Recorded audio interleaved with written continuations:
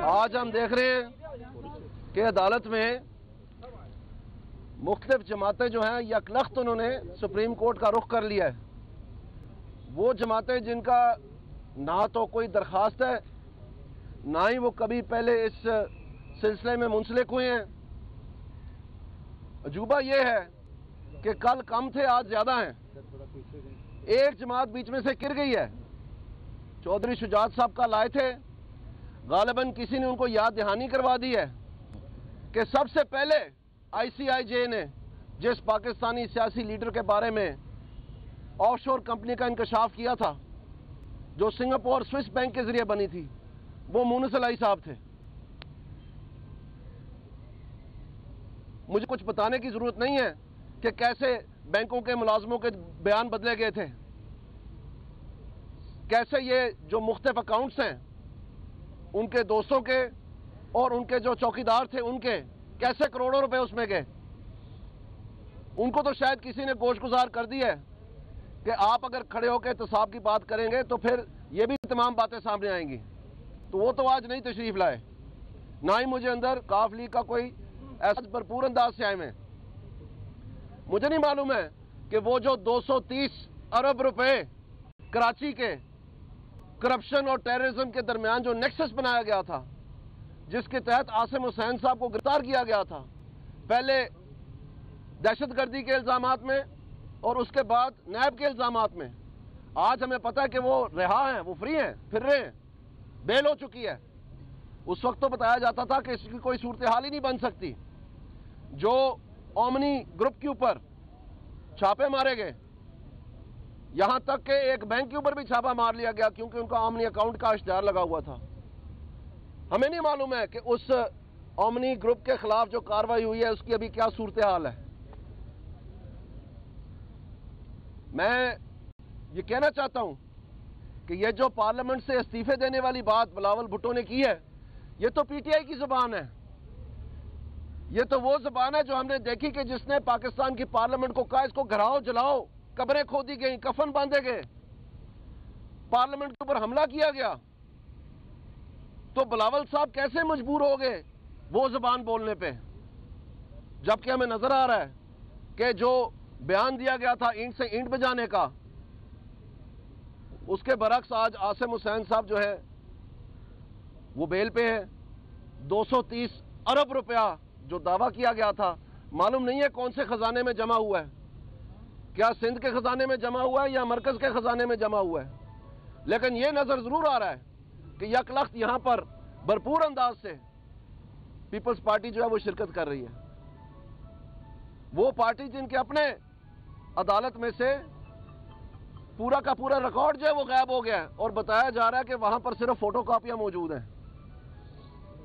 حیرانگی ہوتی ہے تھوڑی سی یہ دیکھ کے۔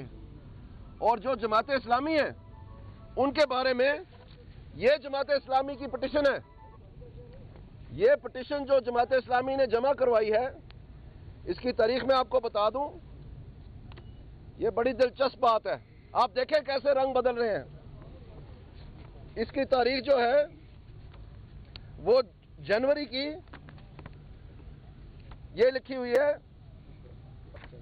جنوری کی 14 تاریخ 2017، اور اس میں برا نام نہیں، اگلا کام ہو جائے گا، ٹھیک ہے، میں کام کریں گے۔ اس میں مزے کی بات یہ ہے کہ یہ وہ 450 لوگوں کی لسٹ ہے جو تمام پاکستانی جو پینما پیپرز میں جو شائع کیے گئے تھے، ان کی کمپنیز ہیں۔ یہ لسٹ چلتی جا رہی ہے، یہ دیکھیے گا آپ، یہ دیکھیے گا آپ، یہ کتاب بھری ہوئی ہے اس کے ساتھ۔ اور حیرانگی کی بات یہ ہے کہ اسی میں لکھا ہوا ہے کہ 24 اگست 2016 کو سب سے پہلی درخواست جو سپریم کورٹ میں آئی وہ جماعت اسلامی کی تھی۔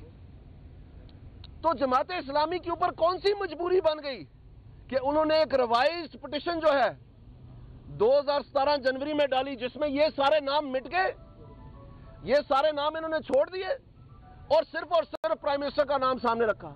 کیا مجبوری بن گئی جماعت اسلامی کی؟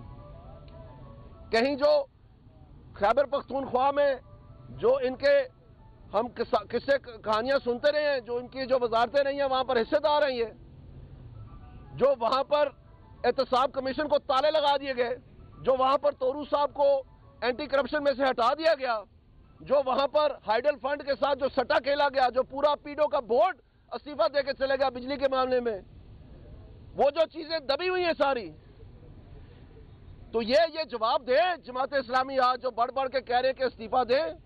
آپ ہمیں بتائیں کہ آپ نے کیوں اپنے موقف سے بھاگے ہیں؟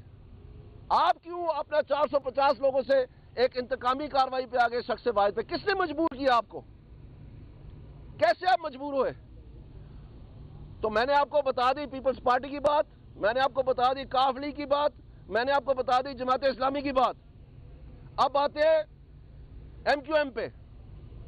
انتہائی ادب اور احترام سے ایم کیو ایم میں جو جن کے تمام تر دفتر جو ہے وہ مسمار ہوتے ہوئے دیکھیں ہم نے، ٹی وی کی زینت بنی رہی ہے، جو ہر ہفتے خبر آتی رہی ہے کہ گھر کے اوپر چھاپے مارے ہیں فاروق ستار صاحب کے اوپر، گرفتار کر کے لے گئے ان کو، کسی شادی بیاہ میں کسی خوشی غمی کے فنکشن سے گرفتار کر کے لے جایا جا رہا تھا.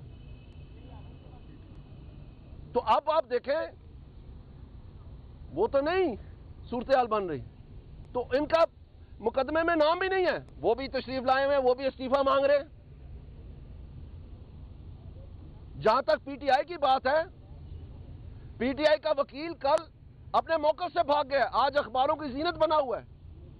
آپ ہر اخبار میں دیکھیں وہ کہتے ہیں اب فلیٹ بھی ہم بھول گئے ہیں، اب لیونگ بیونڈ ایسٹ اینڈ مین بھی بھول گئے ہیں، اور اب ہم صرف اور صرف کہہ رہے ہیں کہ جو پرجری ہوئی ہے، یعنی اگر سپریم کورٹ کے سامنے کوئی خلاف ورزی ہوئی ہے یا غلط بیانی ہوئی ہے اس کا کیس بنایا جائے. اور یہی شیخ رشید کا موقف تھا کل کہ سب چھوڑ دیں، صرف وہ جو ہے جو آپ کے سامنے غلط بیانی کی گئی ہے اس کو لے لیں آپ. یہ اس کا بیان تھا عدالت میں، میں قسم کھا کے کہتا ہوں. تو آپ دیکھیں یہ کیس کیسے کیسے رنگ بدل رہا ہے، کس طرح سے یہ کیس جو ہے گرگٹ کی طرح رنگ بدل رہا ہے. اور آج میں سب سے مزے کی بات کرنا چاہتا ہوں کہ اندر سپریم کورٹ کے بحث یہ کی جا رہی ہے کہ جو والیوم 10 ہے جس کو سیکرٹ رکھا گیا ہے اس میں کون سے راز دبے ہوئے ہیں.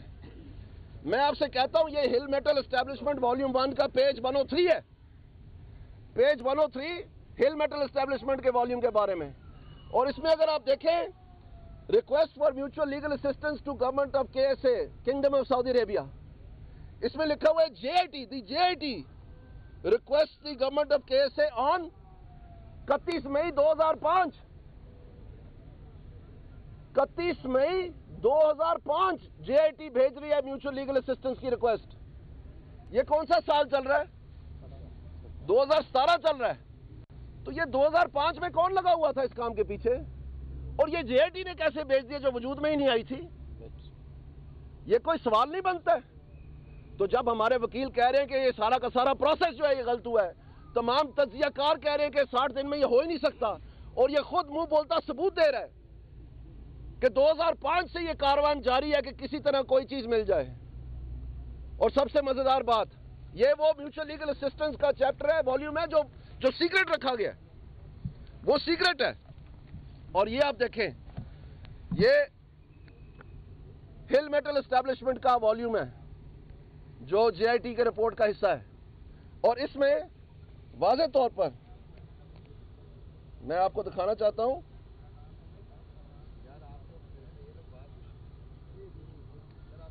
یہ آپ دیکھیں یہ وہ خط ہے، یہ وہ خط ہے جو ٹاڈ صاحب نے جو فرم ہائر کی گئی